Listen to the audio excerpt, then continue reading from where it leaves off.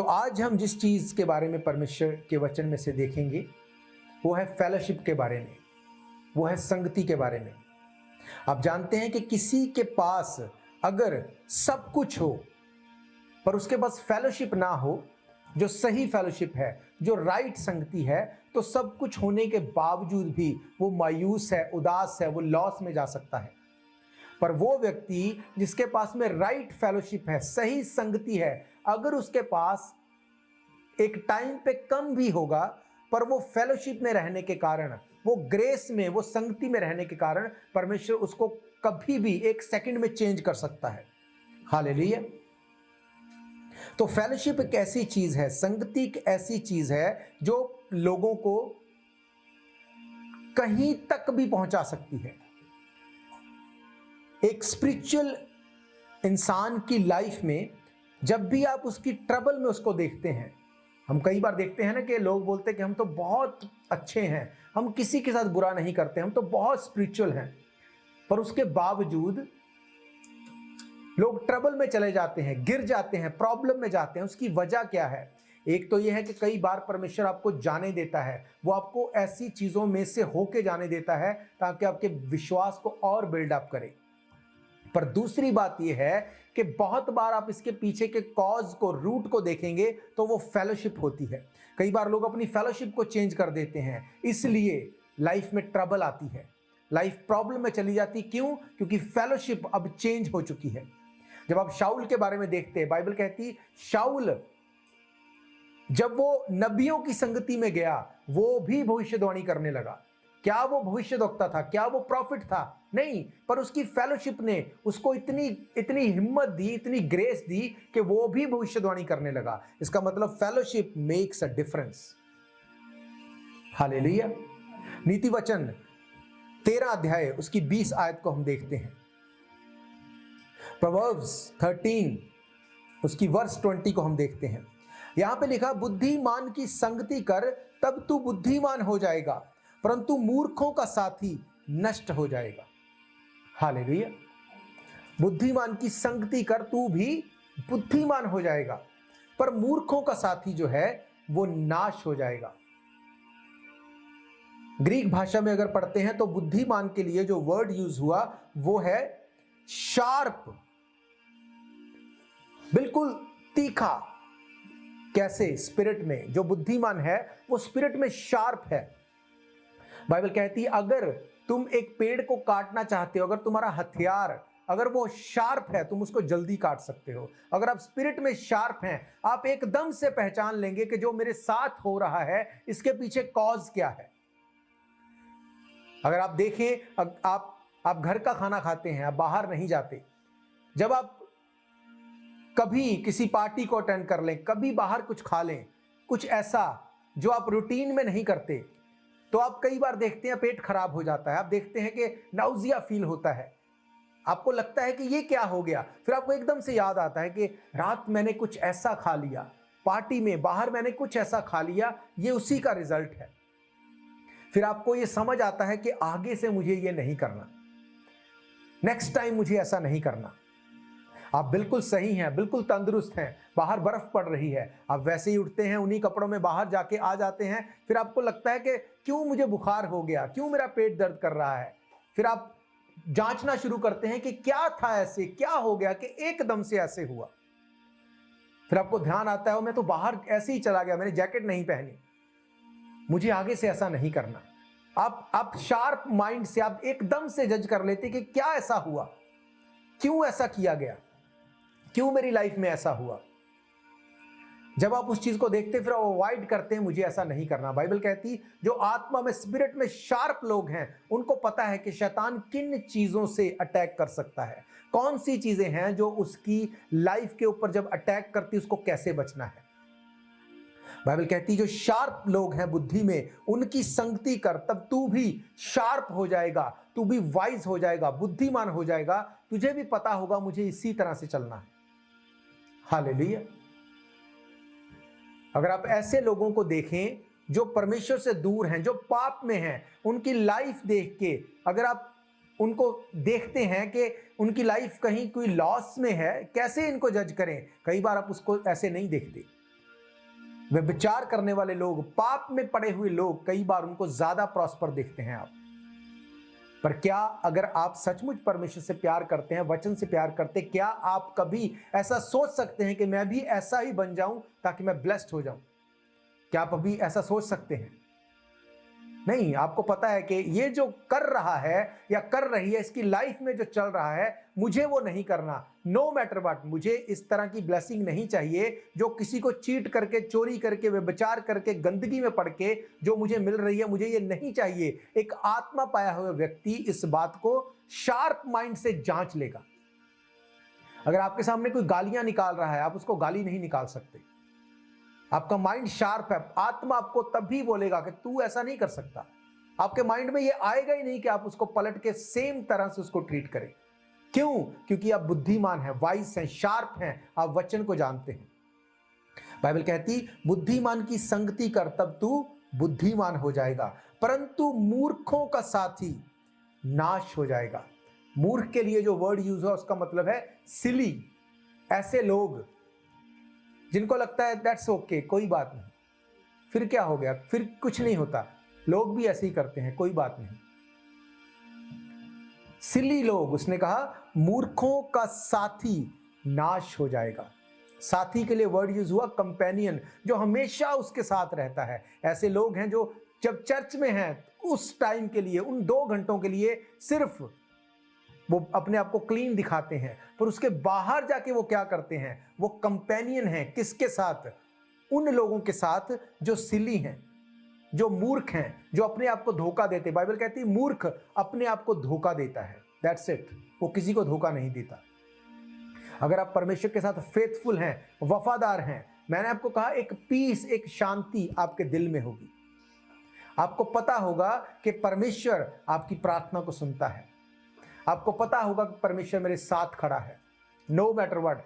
कुछ चीजें आपको कभी कभी दिखती नहीं, कभी कभी देखने में ऐसा लगता है कि पता नहीं ये ऐसे क्यों है, पर फिर भी जब आपको ये पता है मैं वचन में, परमेश्वर में पूरा हूं, कोई मायने नहीं करता क्या चल रहा है, क्या दिख रहा है। परमेश्वर आपको ऊंचा उठाने में सामर्थ्य है, क्योंकि आप वचन को पूरा करते हैं। हालेलुया। यीशु मसीह ने क्या कहा? यीशु मसीह ने कहा अंत के दिनों में इकट्ठे होना ना छोड़ो, फेलोशिप करना ना छोड़ो। क्यों? फेलोशिप किस चीज की करनी है? अब ऐसा नहीं है कि इन अंत के दिनों में गैर विश्वासी लोग इकट्ठा नहीं होते, गैर विश्वासी ज्यादा इकट्ठा होते हैं, पर वो इकट्ठे होके क्या करते हैं? वो इकट्ठे होके अपनी इंजॉयमेंट करते हैं, पार्टी करते हैं, झूठ बोलते हैं, लोगों के खिलाफ षड्यंत्र रचते हैं, कैसे किसी को लेट डाउन कर दिया जाए, उन चीजों को देखते हैं। फेलोशिप तो करते हैं। पौलुस क्या कहता है? तुम्हें परमेश्वर की धुन तो है, पर बुद्धिमानी से नहीं। पर बाइबल ये कहती है जब तुम फेलोशिप करोगे, तुम प्रार्थना करोगे, जब एक विश्वासी विश्वासी के साथ मिलता है, तो ये हो नहीं सकता कि वो ये ना बोले कि आओ प्रार्थना करें। ये नहीं हो सकता। आप किसी के पास वैसे भी जाते हैं, अगर आप विश्वासी हैं, आप फेथफुल हैं, तो आप उसको बोलेंगे लेट्स प्रे, प्रार्थना करते हैं। क्यों? क्योंकि आप बुद्धिमान हैं, आप शार्प हैं, आपको पता है मुझे क्या करना है।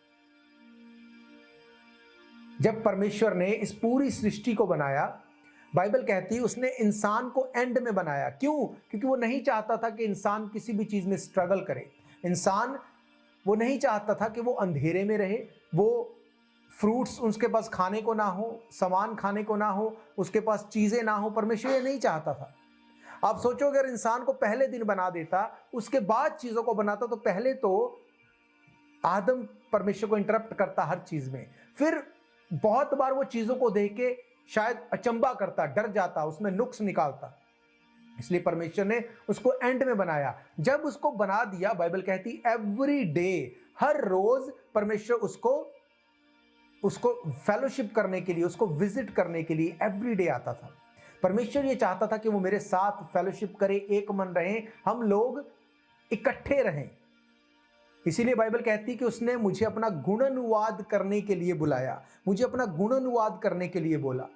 इसलिए फेलोशिप जरूरी है। जब आप फेलोशिप करें, जब आप इकट्ठे हों, आप प्रार्थना करना ना छोड़ें। बाइबल कहती है जब हम चेन प्रेयर करते हैं, हम स्पिरिट में इकट्ठे होते हैं। मुझे पता है मेरा टाइम 2 बजे से 5 बजे तक है, पर मुझे यह भी पता है जो मुझसे पहले जिसका 1 से 2 बजे तक है वो आत्मा में इकट्ठा है, वो 2 बजे से पहले नहीं हिलेगा। 5 बजे के बाद जिसका 6 से 10 तक है वो 6 बजे बैठेगा और वो 10 बजे तक बैठेगा। इसलिए मुझे 5 बजे तक बैठना है। ये क्या है? हम फेलोशिप में इकट्ठे हैं, हम इकट्ठे होके प्रार्थना कर रहे हैं। चाहे आप अपनी जगह पर हैं पर आप स्पिरिट में एक हैं। थर्सडे की मीटिंग होती है, हम एक मन होते हैं। अब तो 1 घंटे की कर दी वो मीटिंग, क्यों? ताकि किसी को मुश्किल ना लगे, पर जब हम इकट्ठे हों, सब एक मन हो।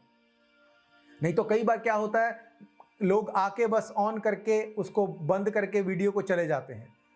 उसका कोई फायदा नहीं है, उसका कोई फायदा नहीं। अगर आप एक मन नहीं, इकट्ठे नहीं, तो वो आपको कभी फ्रूट नहीं देगा। यीशु मसीह ने कहा एक मन रहो, ये वरदान मांगो परमेश्वर से, एक मन रहो। ये एक पूरी स्टडी है। कई बार हमें क्या लगता है, हमें ये वरदान नहीं चाहिए, हमें यही वरदान, हमें सिर्फ हीलिंग का वरदान चाहिए, हमें एक मन रहने का वरदान नहीं चाहिए, हमें सिर्फ प्रॉस्पेरिटी चाहिए, हमें ये नहीं चाहिए। आप जानते हैं हर एक वरदान एक दूसरे से जुड़ा हुआ है। जब आपके पास एक मन रहने का वरदान है तब आपके पास बुद्धिमानी का भी वरदान है। स्पिरिट ऑफ विजडम परमेश्वर आपको देता है। कई बार परमेश्वर ऐसी चीजें बताता है, दिखाता है, जब वो सामने वाले को, कई बार मैं नहीं बोलता ऐसे कुछ भी कि नहीं तो लोगों को फिर क्या लगता है कि पता नहीं इसको इसने बता दिया, मेरे साथ वाले ने बता दिया। पर ये आपके साथ भी होता होगा, परमेश्वर आपको भी बताता होगा किसी और के बारे में, पर उसके बावजूद सामने वाले लोग झूठ बोलते, बेवकूफ बनाते हैं, उनको लगता है कि इसको क्या पता। पर जब आपको परमेश्वर वो बता चुका है तो फिर आप क्या हैं? आप शार्प हैं, आप बुद्धिमान हैं। आप परमेश्वर की संगति में, सबसे पहली फेलोशिप परमेश्वर के साथ होनी चाहिए, वो आपको शार्प बना देगा। पर जो सिली लोग हैं, जो बेवकूफ हैं, मूर्ख हैं, उनका साथी बाइबल कहती वो नाश हो जाएगा। नाश करने के लिए शैतान सींग लगा के नहीं आएगा, वो आपको ट्रैप करेगा। कैसे उसने ट्रैप किया हव्वा को? जब वो फेलोशिप से अलग थी, अकेली थी, उसने कहा क्या परमेश्वर ने तुझे कहा इस जगह के लगे हुए जितने भी फल हैं उनमें से किसी को भी मत खाना? क्या शैतान को नहीं पता परमेश्वर ने क्या कहा था? उसको पता था कि ये स्पेसिफिक फ्रूट के लिए मना किया, दैट्स इट।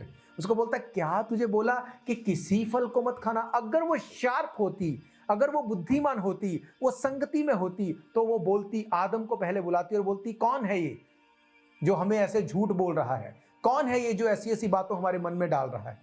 पर उसने बोला नहीं नहीं, ऐसे नहीं कहा। उसने बोला वही फल है जिसको ना तो खाना और ना छूना। क्या परमेश्वर ने छूने से मना किया था? नहीं। पर जब आप बुद्धिमान की संगति से हटकर सिली काम करेंगे तो नाश होना फिर तय है। हालेलुया।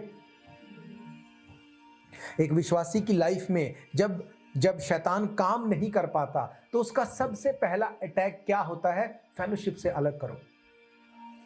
मैं ये विश्वास करता हूं कि आदम और हव्वा जब इकट्ठे होते होंगे तब भी शैतान आता होगा उसको देखने के लिए कि क्या करूं, कैसे इनको डिसीव करूं। पर जब वो इकट्ठे थे वो उनको डिसीव नहीं कर सकता था, इसलिए वो एवरी टाइम आता था। जैसे ही उसने देखा कि हव्वा अलग है, आदम अलग है, उसने हव्वा को डिसीव किया और वो डिसीव हो गई। वो फेलोशिप के ऊपर अटैक करता है। इसीलिए बाइबल क्या कहती है? एक मन रहो, इकट्ठे होकर प्रार्थना करनी ना छोड़ो। बाइबल कहती जब लोग इकट्ठे थे, जब उन्होंने प्रार्थना की, जहां पर वो थे वो सारी जगह हिल गई। हालेलुया। इसीलिए बाइबल कहती इकट्ठे होना ना छोड़ो। आदम और हवा का डिसीव किया जाना, उसका मेन वजह क्या थी? उसकी फेलोशिप नहीं थी उस टाइम पे। जब आप दाऊद के बारे में देखते हैं, दाऊद ने पाप किया। कैसे दाऊद पाप कर सकता है? परमेश्वर उसकी गवाही देता है कि ऐसा व्यक्ति है दाऊद जो मेरे मन के अनुसार चलने वाला मुझे मिल गया। आप सोच के देखो, आपका कोई फेवरेट हो, आपका कोई ऐसा फेवरेट हो जो आपको बड़ा पसंद हो, आप उसके लिए क्या करेंगे? आप क्या करेंगे उसके लिए? अगर वो किसी ट्रबल में से होके जा रहा है, आप चाहेंगे कि उसकी ट्रबल खत्म हो। अगर वो पैसे के लॉस में, आप उसको फाइनेंशियली हेल्प करेंगे। अगर उसको राइड चाहिए, आप राइड दोगे। अगर उसको उसकी कोई भी हेल्प हो, आप उसको हेल्प करेंगे। क्यों? ताकि वो प्रॉब्लम में ना चला जाए। अगर आपका कोई फेवरेट है, आप जिससे प्यार करते हैं, ऐसा ही है ना? परमेश्वर जिससे इतना प्यार करता वो मेरे मन के अनुसार बोलता मुझे कोई मिल गया है।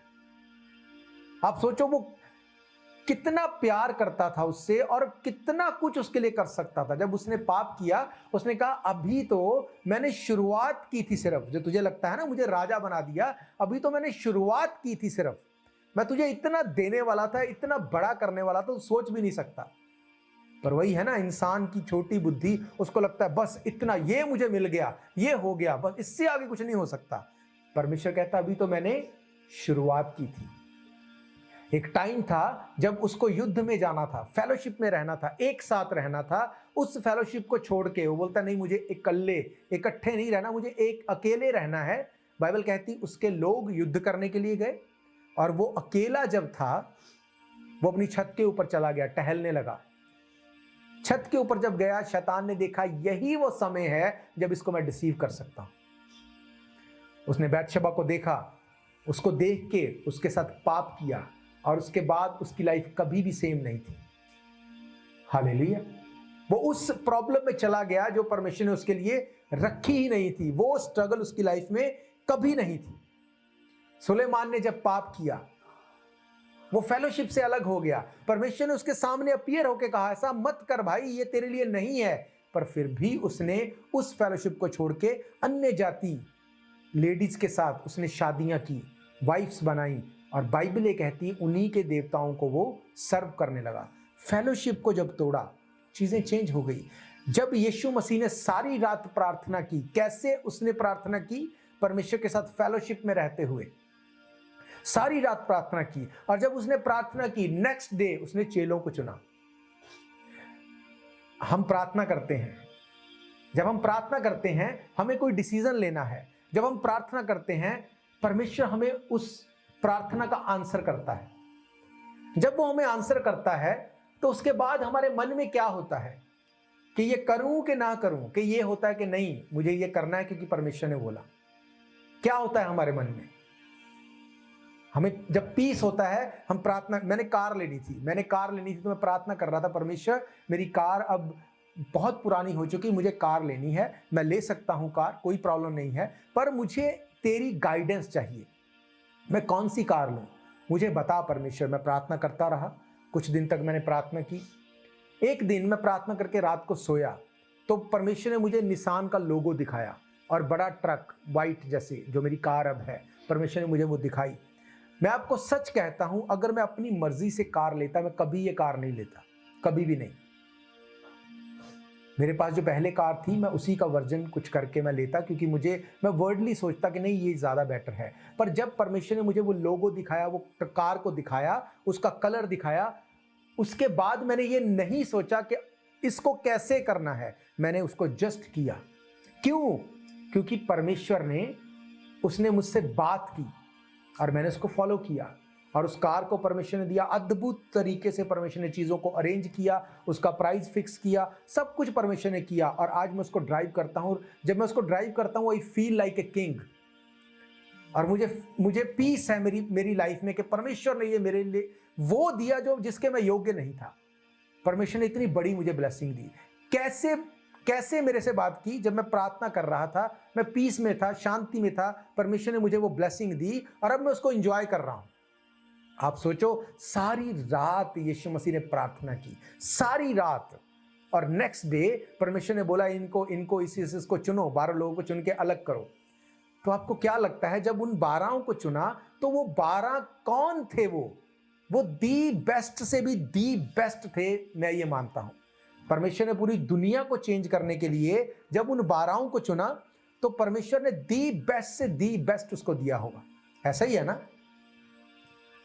वो इकट्ठे होते थे, संगति करते थे, रोटी तोड़ते थे, सब कुछ था, पर उनमें से एक व्यक्ति ऐसा था जो यीशु मसीह को जाके बेच आया। क्या यीशु मसीह का डिसीजन गलत था? क्या ये पहले से निर्धारित था कि यहूदा जो होगा वो यीशु मसीह को पकड़वा देगा? अगर ऐसा होता तो बाइबल में पहले से लिखा होता।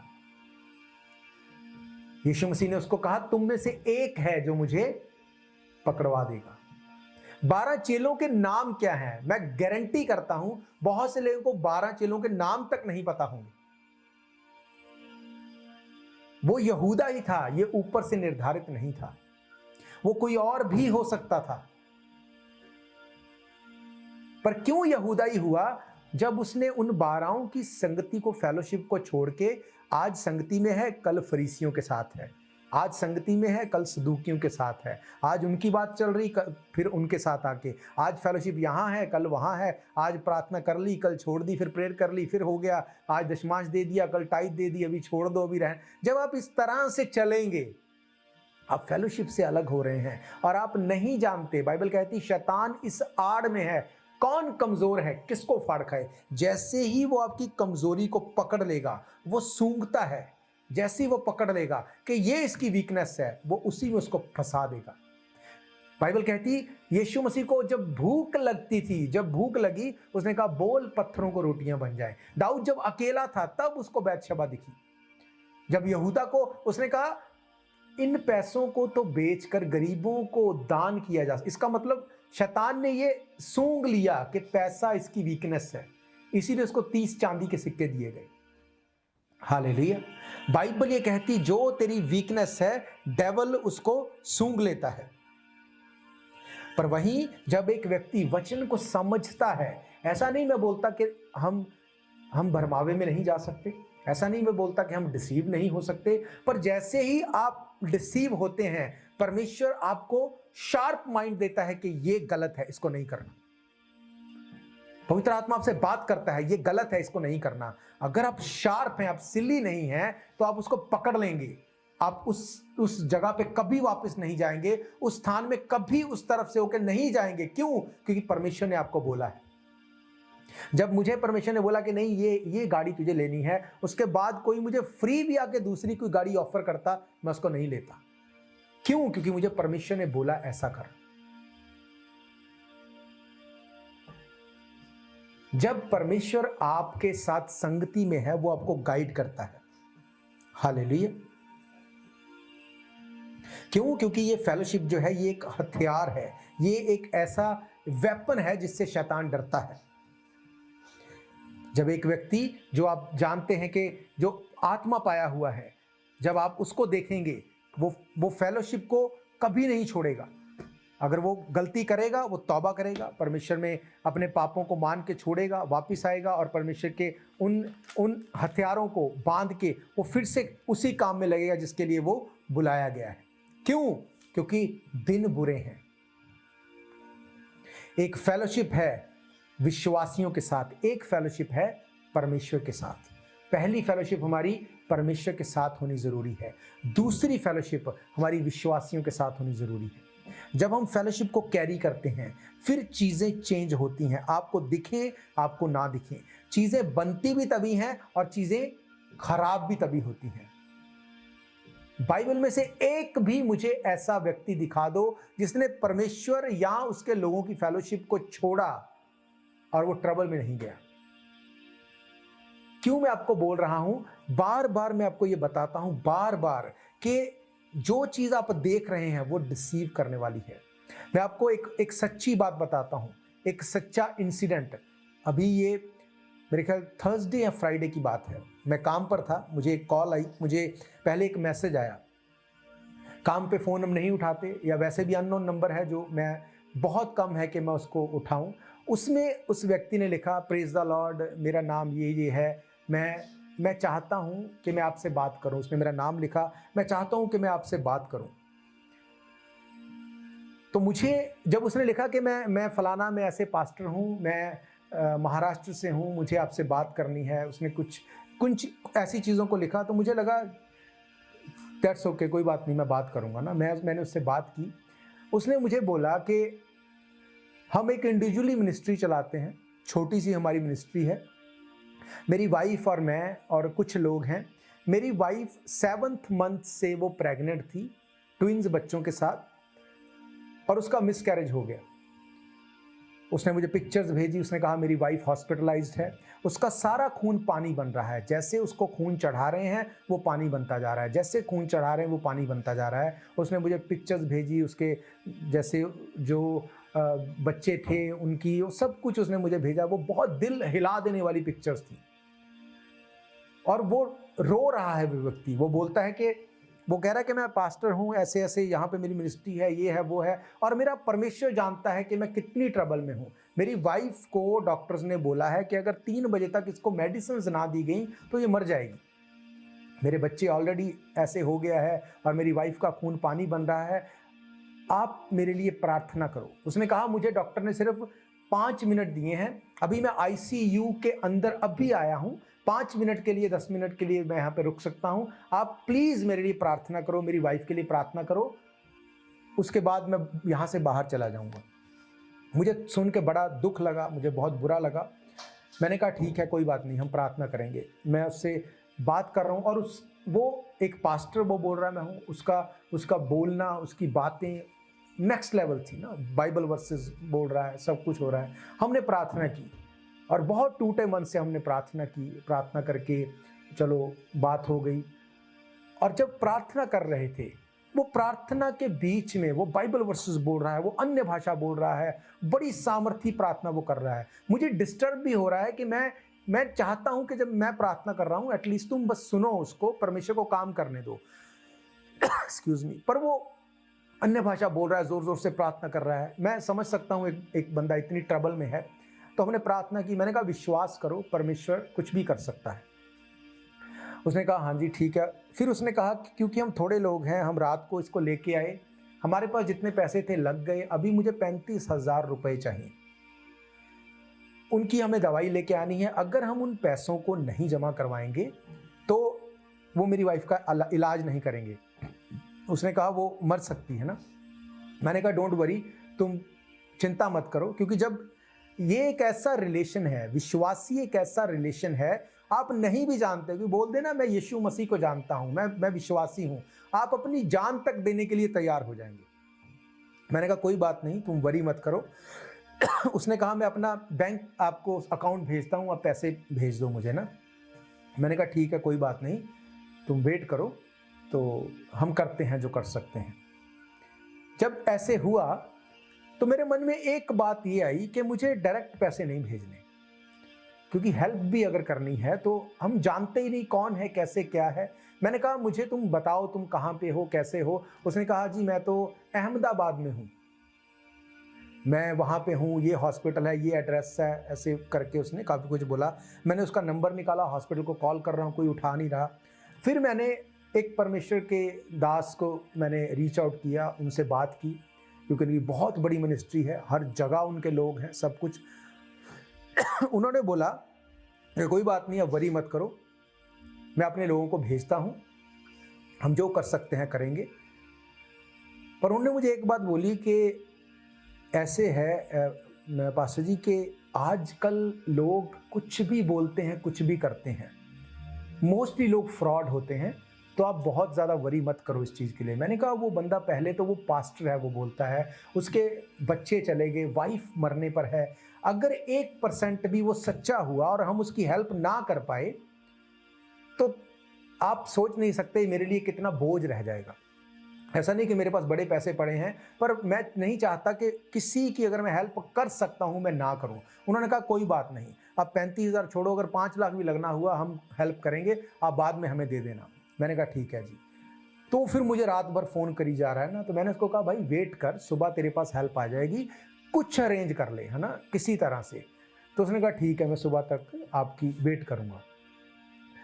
और उसके बाद वो पासबान उसको फ़ोन करके एड्रेस लेके जब वो वहाँ पे गए तो वहाँ पे कोई हॉस्पिटल नहीं है, वहाँ पे कुछ नहीं है, वो सब फेक क्रिएट किया गया।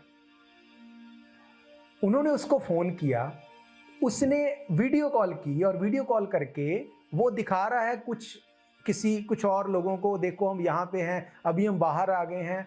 तो जो पिक्चर्स दिखाई गई, उसने कहा पिक्चर के साथ इसका फेस मैच नहीं करता। और जो उसका आगे उसके साथ जो पासवान को कॉल की, उनका जो साथी था, उसने कहा ये व्यक्ति को तो हमने पिछले साल कहीं और से इसको इसी चीज़ को करते हुए पकड़ा था और वहाँ से इसको भगा दिया था, बोला था दोबारा मत करना, ये तो वही व्यक्ति है। जब उन्होंने फ़ोन करके बोला, उसने ब्लॉक कर दिया उनको। वो फिर मुझे कॉल कर रहा है। तो मैंने उसको कहा तुझे शर्म आनी चाहिए, तू परमेश्वर के नाम को लेके तू मिस यूज कर रहा है।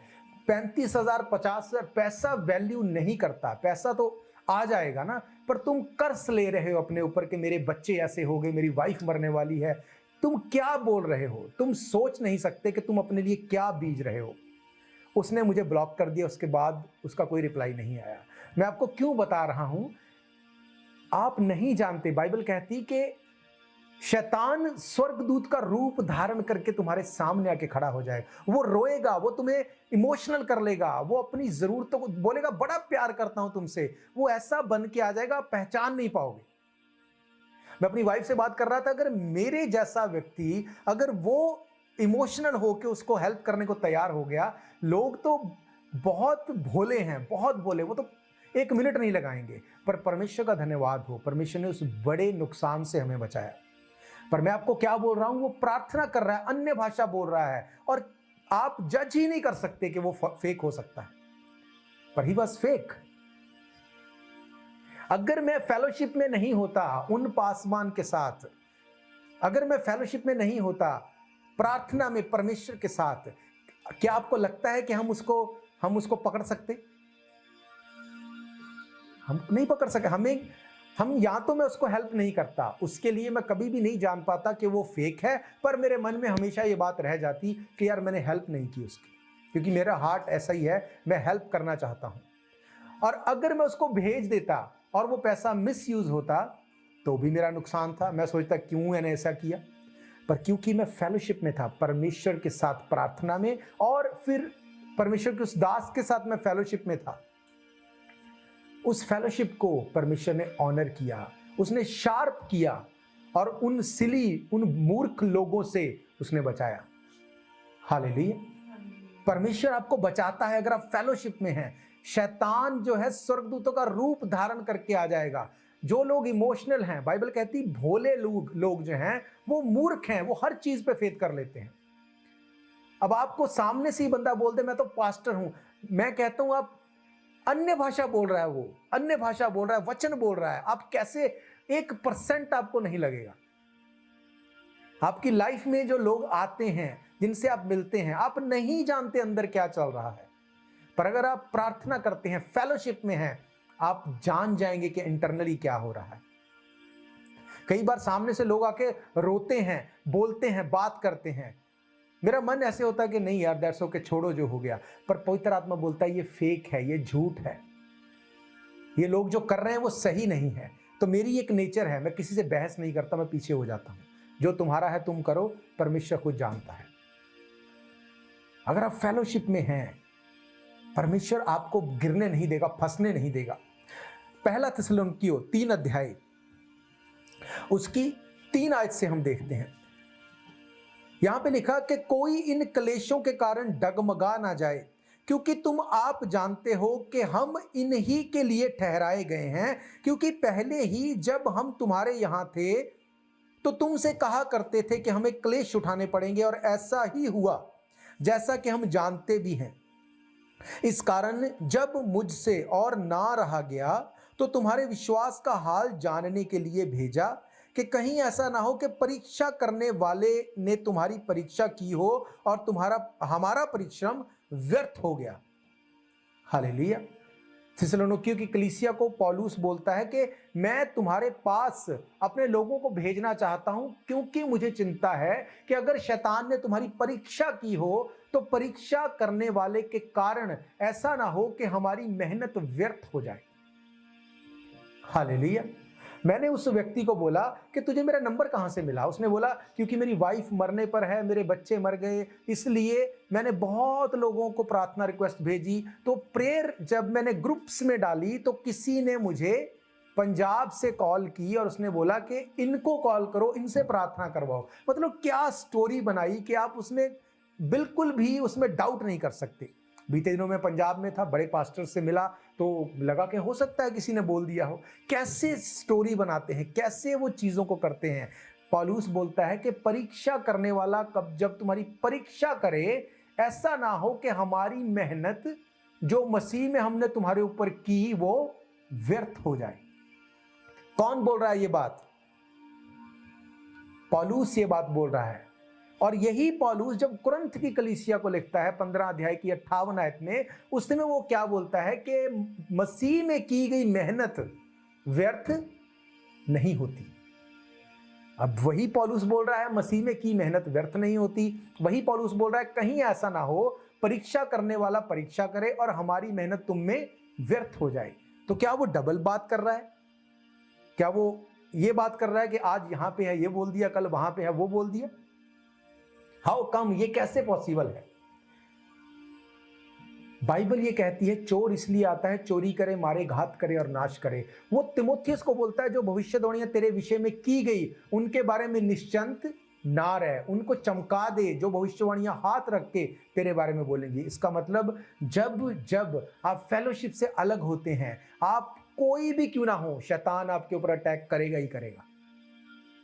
वो आपको छोड़ेगा नहीं, क्योंकि उसको पता है कि आप क्या हैं, ओरिजिनली आप क्या हैं उसको पता है। अगर वो आपको दबोच नहीं लेगा, अगर वो आपको दबाएगा नहीं, आप खत्म कर देंगे उसके प्रभाव को, उसके राज्य को। आप एक बड़े हथियार हैं उसके राज्य को खत्म करने के लिए। इसलिए वो आपको बार बार परीक्षा में लेके जाता है, अलग करता है। फेलोशिप को तोड़ो, फेलोशिप से अलग रहो। मैं क्यों कहता हूं मीटिंग्स को कभी मत करो। जब जब टाइम मिले इकट्ठे होकर प्रार्थना करो। ये आपके फेथ को लिफ्ट अप करेगा।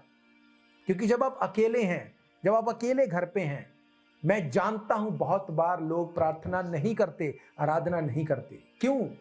एक व्यक्ति जो एक्सरसाइज करता है, वो जिम में जाता है, जिम में वो ज्यादा पैसे भरता है एवरी मंथ, वही व्यक्ति घर पे सामान लाके भी वो एक्सरसाइज कर सकता है। पर जो रूटीन में करने वाले लोग हैं वो इसको प्रेफरेंस नहीं देते। क्यों? उनको पता है कि जब हम घर पे होंगे, भले ही हमारे पास खुद का सामान हो, हम अकेले हैं, हम एक्सरसाइज नहीं कर पाएंगे। जब हम जिम में होंगे, सब लोगों के साथ होंगे, हम कर पाएंगे। यही होता है जब आप अकेले घर पे हैं, जब आपके आसपास कोई फेलोशिप नहीं, बहुत रेयर होता है कि आप परमेश्वर में बने रह सके। इसीलिए फेलोशिप जरूरी है। हालेलुया। यीशु मसीह ने पतरस को क्या कहा जब वो प्रार्थना कर रहा था आखिरी टाइम पे? उसने कहा प्रार्थना करो ताकि परीक्षा में ना पड़ो, प्रार्थना करो ताकि परीक्षा से छूट जाओ। बाइबल ये कहती है कि जब यीशु मसीह प्रार्थना कर चुका, वो क्रूसीफाई होकर जी भी उठा, यीशु मसीह ने जब प्रार्थना की, उसने प्रार्थना के दौरान फेलोशिप को खत्म नहीं होने दिया। पतरस फेलोशिप से अलग था, प्रार्थना से अलग था, और जब परीक्षा हुई तो उसकी लाइफ में उसने बड़ी ट्रबल को देखा। हालेलुया। एक दूसरे को इनकरेज करो। उसने कहा प्रार्थना करनी ना छोड़ो। पहला थिस्सलुनीकियों 2 अध्याय उसकी 19 आयत में लिखा, भला हमारी आशा या आनंद या बड़ाई का मुकुट क्या है? क्या हमारे प्रभु यीशु के सम्मुख उसके आने के समय तुम ही ना होगे? हमारी बड़ाई और आनंद तुम ही हो। जब आप फेलोशिप करते हैं, आप वचन के ऊपर खड़े रहते हैं, फिर आप दूसरों को बताते हैं जाके कि प्रभु यीशु मसीह इसलिए आया, प्रभु यीशु मसीह ने ये चीज़ों को हमारे लिए किया, वो पाप को क्षमा कर सकता है। अगर आप यही टेस्टिमनी अपने साथ वाले से शेयर करते हैं, उसको इनकरेजमेंट मिलती, मुझे भी ऐसे ही करना है। इसलिए फेलोशिप ज़रूरी है। बाइबल कहती कुरनेलियस वो यहूदियों की हेल्प करता था। बाइबल कहती वो फेलोशिप में था। वो अपने घराने में शायद वो अकेला विश्वासी होगा, पर वो फेलोशिप को नहीं टूटने देता था परमेश्वर के साथ। परमेश्वर ने उसको दर्शन दे के बोला कि जाके पतरस को बुला, जो याफा में आया हुआ है, वो यहाँ पे आएगा, वो वचन में से शेयर करेगा, तेरा घराना बच जाएगा। वहीं पतरस जो प्रार्थना में था, परमेश्वर ने उसको बोला जा कुरनेलियस के घर पे। कैसे पॉसिबल है ये? परमेश्वर बात करे। कैसे परमेश्वर बात करेगा अगर आप फेलोशिप में नहीं होंगे?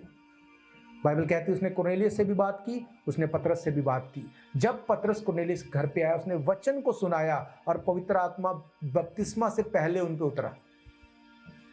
हालेलुया। ये होता है जब आप फेलोशिप में होते हैं। 3 अध्याय की 10 आयत को अगर पढ़े, वहां पे लिखा, हम दिन रात बहुत ही प्रार्थना करते रहते हैं कि तुम्हारा मुंह देखें और तुम्हें विश्वास की तुम्हारी घटी को पूरा कर दें। जब आप फेलोशिप में हैं, एक दूसरे के लिए आप प्रार्थना करते हैं, परमेश्वर आपको यूज करता है एक दूसरे की घटी को पूरा करने के लिए। रोमन्स को पौलुस लिखता है 1 अध्याय की 11 आयत में कि मेरा दिल है कि मिल के तुम्हें आत्मिक वरदान दूं। मेरा दिल है कि तुम फेलोशिप में जब आओ, मैं तुम्हें आत्मिक वरदान दूं। इसीलिए फेलोशिप जरूरी है ताकि आप स्पिरिट में बढ़ सके। हालेलुया। ये बहुत इंपॉर्टेंट है। अगर आप याकूब की पत्री देखते हैं, याकूब की पत्री उसका अगर पहला अध्याय देखें, उसकी 12 आयत, यहां पे लिखा, धन्य है वो मनुष्य जो परीक्षा में स्थिर रहता है, क्योंकि वह खरा निकलकर जीवन का वो मुकुट पाएगा जिसकी प्रतिज्ञा प्रभु ने अपने प्रेम करने वालों से की है। जब किसी की परीक्षा हो तो ये ना कहे कि मेरी परीक्षा परमेश्वर की ओर से होती है, क्योंकि ना तो बुरी बातों से परमेश्वर की परीक्षा हो सकती है, ना वो किसी की परीक्षा आप करता है, परंतु प्रत्येक व्यक्ति अपनी ही अभिलाषा में खिंचकर और फंसकर परीक्षा में पड़ता है। फिर अभिलाषा गर्भवती होकर पाप को जनती है, और पाप जब बढ़ जाता है तो मृत्यु को उत्पन्न करता है। एकदम से मृत्यु नहीं आती। उसने कहा अपनी अभिलाषा से खिंचकर, मेरा मन नहीं करता प्रार्थना करने का, मेरा मन नहीं करता चर्च आने का, मीटिंग अटेंड करने का, मेरे पास बहुत सी चीजें हैं, एकदम से कुछ नहीं होगा। ना तो एकदम से आप ऊपर जा सकते हैं, ना एकदम से नीचे आ सकते हैं। टाइम लगता है हर चीज में, पर अगर आप स्टेप्स को फॉलो करते जाएंगे, आपको तीसरी मंजिल पे जाना है। कैसे जाएंगे आप? अगर वहां पे एलिवेटर नहीं है, तीसरी मंजिल पे जाना कैसे जाएंगे आप? आंखें बंद करके बस चुटकी मारेंगे और चले जाएंगे? आपको सीढ़ियां लेनी पड़ेंगी, 10, 20, 50 सीढ़ियां, एक एक स्टेप करके आप चढ़ेंगे। और जब आप चढ़ते जाएंगे, अगर 50 सीढ़ियां हैं, 20 चढ़ के आप नहीं बोल सकते कि मैं तीसरी मंजिल पे आ गया। जब आप 50 चढ़ जाएंगे, फिर आपको पता चलेगा कि now I am there wherever I want to come. आपको 50 सीढ़ियां चढ़नी पड़ेंगी, धीरे धीरे धीरे, पर आप पहुंच जाएंगे जहां पहुंचना है। अगर आपको नीचे आना है, तब भी आप एकदम से नहीं आ सकते, तब भी आपको एक एक सीढ़ी करके नीचे आना पड़ेगा। सेम चीज है स्पिरिचुअली भी। अगर आपको ऊपर जाना है, आपको एक एक करके एवरीडे प्रार्थना करनी है। अब ये मेरी प्रार्थना का टाइम है, आराधना का टाइम है, संगति का टाइम है, वचन पढ़ने का टाइम है, फास्टिंग का टाइम है। मुझे हर एक स्टेप बाय स्टेप मुझे बढ़ते जाना है। आप पहुंच जाएंगे जहां परमेश्वर चाहता है। जब आप नीचे आएंगे, तब भी एकदम से नहीं आएंगे। बोलेंगे आज मैंने प्रार्थना मिस कर दी, आज वचन नहीं पढ़ा, आज मीटिंग अटेंड नहीं की, आज फेलोशिप छोड़ दी, आज ये कर दिया, वो करते करते करते करते फिर आपको कुछ फर्क नहीं लगेगा। पवित्र आत्मा जब आता है, आप पवित्र आत्मा से भर जाते हैं, आप चेंज देखते हैं चीजों में, शक्ल में, सब कुछ में। पर जब पवित्र आत्मा जाता है, कुछ पता नहीं चलता, वो कोई आवाज नहीं करता, कोई आपको वो कुछ भी नहीं बोलता, बस वो चला जाता है। फिर आपको धीरे धीरे धीरे धीरे चीजें जो हैं फिर नजर आनी शुरू होती हैं कि ये क्या हो गया। जब आदम और हवा ने पाप किया, संगति से अलग हो गए, एकदम से कुछ नहीं हुआ। पर जब परमेश्वर आया, उसने कहा आदम तू कहां है? क्या वो जानता नहीं था?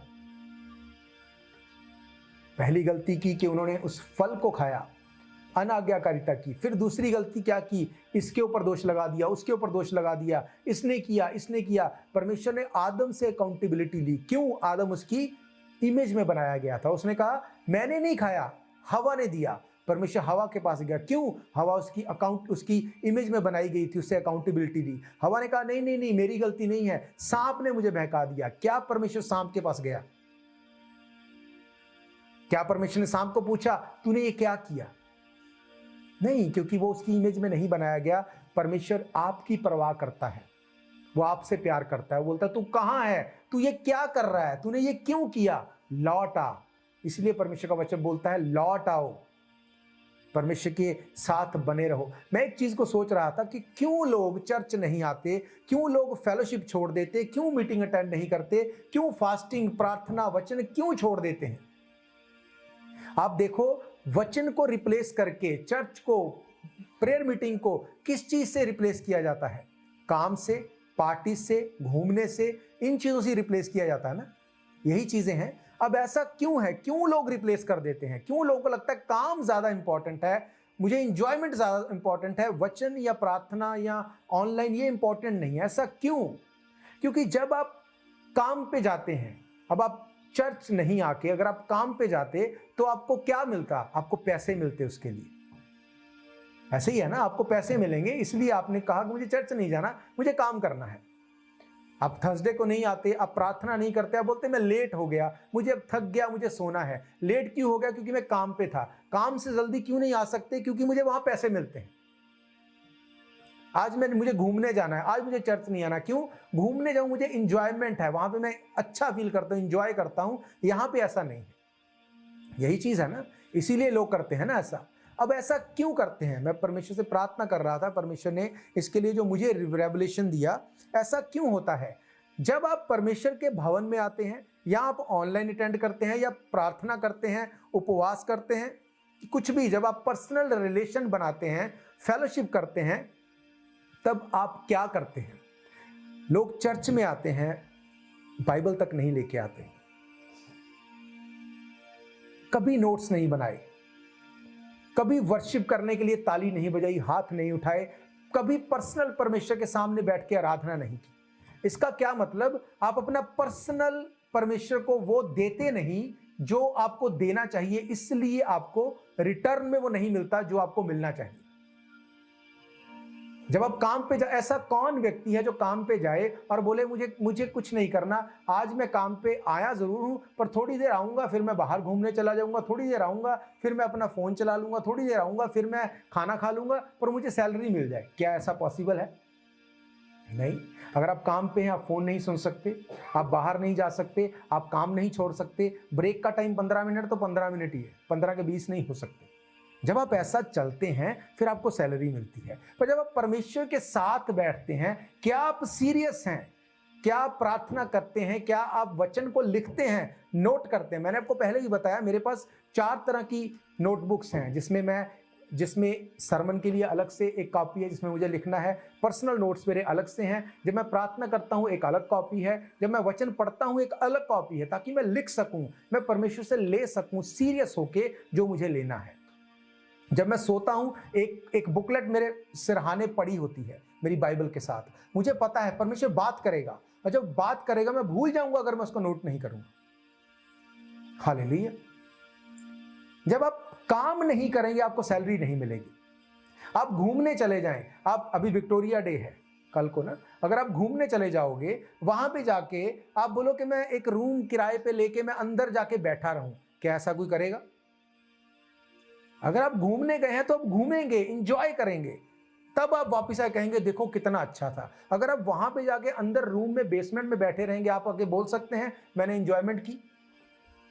नहीं, फिर आप दोबारा नहीं जाएंगे। पर अगर आप जाके वहां पे देखेंगे, चीजों को एंजॉय करेंगे, आप बोलेंगे अगली बार भी आएंगे।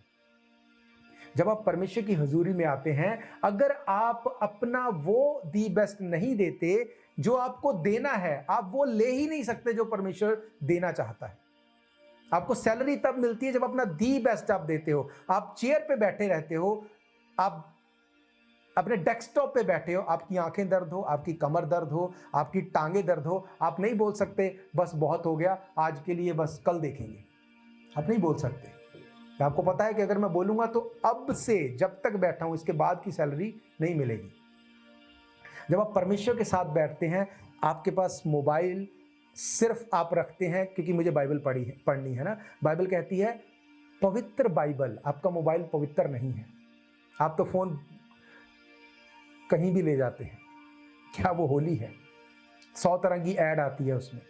अपनी बाइबल रखो, अपनी नोटबुक रखो, नोट्स बनाओ, उसको पढ़ो, उसके ऊपर मेडिटेट करो। क्यों मैं बोल रहा हूं? इसलिए कि दिन बुरे हैं, शैतान फाड़ने वाले शेर की तरह बैठा है। कौन कमजोर है, किसको मैं फाड़ खाऊं? जो वीक है, जो फेलोशिप से अलग है, वो उसको डिसीव कर लेगा और वो कभी भी सेम नहीं रहेगा। आप इमेजिन करो, यीशु मसीह ने प्रार्थना करके 12 चेलों को चुना, एक व्यक्ति जो फेलोशिप से अलग हुआ, शैतान ने उसको डिसीव किया, यीशु मसीह के लिए 30 सिक्कों में उसको बेच दिया, जाके फांसी लगा ली। उसके बाद उसने रिपेंट भी किया तो गलत लोगों के सामने। क्यों? क्योंकि वो सिली है, दिमाग से मूर्ख है। उसने कहा अगर तू बुद्धिमान है तो बुद्धिमान की संगति कर, तू बुद्धिमान हो जाएगा, मूर्खों का साथी नाश हो जाएगा। हालेलुया। दिन बुरे हैं। अगर आप सीरियस हैं परमेश्वर की संगति में, बुद्धिमान की संगति करते हैं, ये हो नहीं सकता कि वो आपको शार्प ना करे। हालेलुया। एक काम छूट जाए किसी का, अगर जॉब छूट जाए तो क्या करता है वो व्यक्ति? अगर जॉब छूट जाए तो क्या वो घर पे आके बैठ जाता है कि चलो जी जॉब छूट गई अब एंजॉय करो?